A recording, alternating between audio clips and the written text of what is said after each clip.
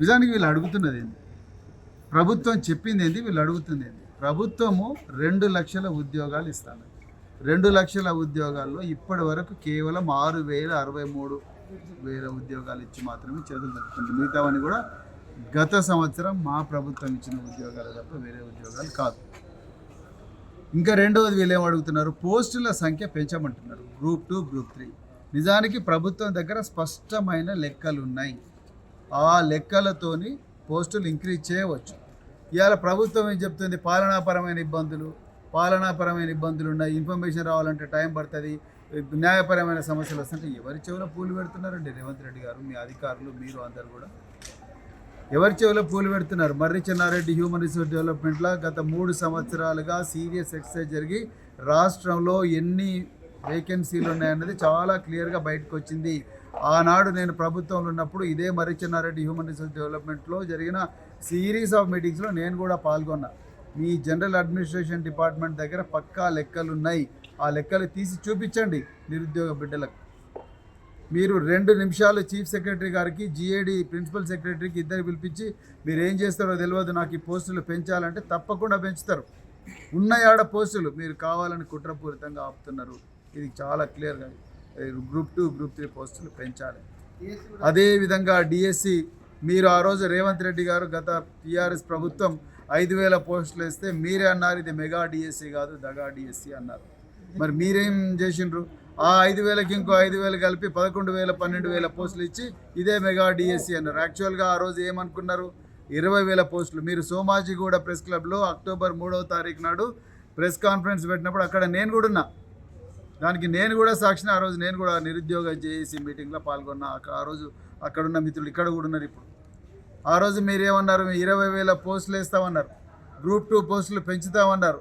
మరి ఇక్కడ మీరు అధికారం రాగానే ఇలా మీరు 12,000 పోస్టులు ఇచ్చేసి చేతులు తెలుపుకున్నారు. మరి ఇంకా మిగతా 8,000 పోస్టుల సంగతి ఏంటి, దాని గురించి ఎవరు మాట్లాడతలేరు.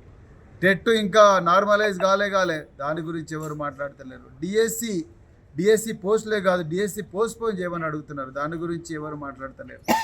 మీరు ఇంతమంది ఒక నిరుద్యోగ మిత్రుడు చెప్తున్నాడు, జీవన్ రెడ్డి అలగంగానే 5 మంది మినిస్టర్లు పోయినరు. ఇక్కడ అమరణ నిరాదీక్ష చేస్తున్నాడు ఒక విద్యార్థి.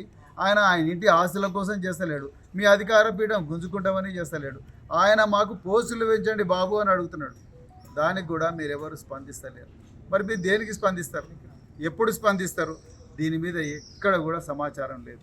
మీరు రాబోయే రోజుల్లో తెలంగాణ నిరుద్యోగ బిడ్డలు మీకు సరి అయిన గుణపాఠం నేర్పుతారు. మీరు కళ్ళు తెరవకపోతే మాత్రం అర్జెంటుగా మీరు మీ మినిస్టర్లను ఇక్కడ పంపించి ఏదో హాస్పిటల్ వచ్చి మీరు చూసుకుంటారు, నిరుద్యోగులు మేము మస్తు మంది చూసినాం అంటే నడవదు రేవంత్ రెడ్డి గారు. పాత రోజు. ఇప్పుడు పక్కా నిరుద్యోగ బిడ్డలు మొత్తం రాష్ట్రంలో ఉండే అన్ని ప్రతిపక్ష పార్టీలు అందరూ కూడా ఈ బిడ్డల వెనక నిలబడతారు. మీరు ఏమనుకుంటున్నారు?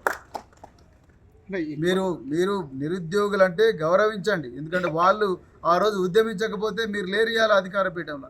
మీరు గురుకుల పోస్టులు ఏం చేసిండ్రు? మీరు గురుకుల పోస్టులు 3,000 బ్యాక్లాగులు వచ్చినట్టు చూసిండ్రు. ఆ రోజు నెత్తి నోరు కొట్టుకున్నాం. ఆ రోజు మిమ్మల్ని మీ పాదాలను కడుగుతామయ్యా బాబు అని చెప్పి నిరుద్యోగ పిల్లలందరూ కూడా మొత్తుకున్నారు. ఆ రోజు రిలింక్వేజ్మెంట్ ఆప్షన్ ఇచ్చి ఉంటుంటే డిఎల్ నుంచి టీజీటీ దాకా ఆర్డర్లో రిక్రూట్ చేసి ఉంటే ఇలా 3,000 మందికి ఉద్యోగాలు వచ్చేటివి. ఇలా వాళ్ళు ఏమైనా అమ్మాయిలందరూ వాళ్ళు మీ ఇంటి ముంగట వచ్చి జోలే పట్టుకొని అడుక్కుంటున్నారు, కొంగు పట్టి అడుక్కుంటున్నారు. ఇదా మీరు చేసిన పాలన దక్షత? ఆ రోజు మేము ట్వీట్ చేస్తే మీరు రెస్పాన్స్ కూడా ఇచ్చిండ్రు, తప్పకుండా నేను ఆఫీసర్కి చెప్తాను చెప్పి. మరి ఏమైంది, మీ చీఫ్ సెక్రటరీలు ఏం మీటింగ్లు పెట్టిండ్రు, మీ ఆఫీసర్లు ఏం మీటింగ్ పెట్టిండ్రు? ఆ 3,000 మందికి బ్యాక్లాగ్ పోస్టులు ఫిలప్ చేస్తే ఏం పోతుంది? ఇప్పటికి కూడా చేయొచ్చు, మీరు అది చేయలేదు. అదేవిధంగా జీవో 46లో చిన్న కరెక్షన్ చేయాలంతే. ఏం కరెక్షను? ఈ తెలంగాణ స్టేట్ స్పెషల్ పోలీస్ను ఆ ప్రెసిడెన్షియల్ ఆర్డర్ నుంచి ఎగ్జంప్షన్ ఇవ్వాలి. ఒక ఎక్స్పెరిమెంట్ చేసి చూడండి. మీరు 6 నెలల క్రితము మీ సెక్రటరియేట్లో మీ ఛాంబర్లోనే మీ కాంగ్రెస్ పార్టీ ఎమ్మెల్యేలు మినిస్టర్లు అందరూ కలిసి మీకు రిప్రజెంటేషన్ ఇచ్చిండ్రు, మీరు మీటింగ్ పెట్టిండ్రు, అయిపోయింది. దాని తర్వాత ఏమైంది? 6 నెలల తర్వాత ఈ కమిటీ ఏం చెప్పిందో కూడా ఎవరికి తెలుస్తలేదు. ఏం చెప్పింది? సూపర్ న్యూమరీ పోస్ట్ క్రియేట్ చేస్తున్నారా, లేకపోతే వేకెన్సీలా ఈ జీవో 46 బాధ్యతలను అడ్జస్ట్ చేస్తారా టాలెంటెడ్ పిల్లలు అనేది మీరు చెప్తలేరు. మరి మీరు ఏం చెప్తారు చెప్పండి? జీవో 317 గతి లేదు, జీవో 346 గతి లేదు. మొన్న కొత్తగా రిక్రూట్ అయిన వాళ్ళకి ఇప్పుడు జీతాలు రాలేదని వాళ్ళు ఏడుస్తున్నారు నర్సులు. మరి ఏది చక్కగా చేసిండ్రు మీరు? 1:10 అని మీ మళ్ళీ బట్టి విక్రమార్క గారే అసెంబ్లీలో మళ్ళీ చెప్పిండు 1:10 పెట్టాలి, 1:100 పెట్టాలని చెప్పి.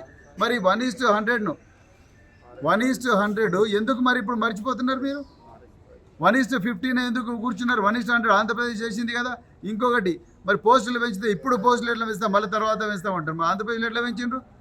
ఎంతసేపు ఒక 2 నిమిషాల్లో మీరు గవర్నమెంట్ నుంచి ఆర్డర్ ఇచ్చి అదే కేటగిరీ వైజ్గా మీరు పోస్టులు పెంచండి, అంతే కదా. ఎగ్జామ్ ఎప్పుడైనా అవుతుంది. రేవంత్ రెడ్డి గారు మీరు మళ్ళొకసారి ఆలోచించండి. ఈ పిల్లల ప్రాణాల సమస్య మీకు తెలియంది కాదు. ఈ తెలంగాణ ఉద్యమంలో ఉస్మానియా విద్యార్థులు, అదేవిధంగా నిరుద్యోగ బిడ్డలు, అన్ని యూనివర్సిటీల విద్యార్థులు వాళ్ళందరూ ఏ విధంగా ఉద్యమించారో మీకు తెలియంది కాదు. మరి మీకు తెలియకపోతే మీ అధికార పార్టీలో ఉండే మంత్రుల దగ్గర నుంచి తెలుసుకోండి. తప్పకుండా ఈ మోతీలాల్ ప్రాణాలు కాపాడాలి. ఈయన ప్రాణాలకు హాని అయితే మాత్రం ఎట్టి పరిస్థితుల్లో కూడా తెలంగాణ ఊకోదు. మరి తెలంగాణ బిడ్డలందరూ కూడా మరి ఆయన వెనుకనే ఉన్నారు. తెలంగాణలో అన్ని ప్రతిపక్ష పార్టీలందరూ కూడా మరి నిరుద్యోగ బిడ్డల వెనుకనే ఉన్నారు. తప్పకుండా వీళ్ళ డిమాండ్లు మొత్తం కూడా నెరవేర్చేదాకా మేము తప్పకుండా పోరాడుతూనే ఉంటాం. అర్జెంటుగా మీ మంత్రివర్గాన్ని, దాంట్లో కొంతమంది మంత్రులైనా అర్జెంటుగా మరి గాంధీ హాస్పిటల్కి పంపండి.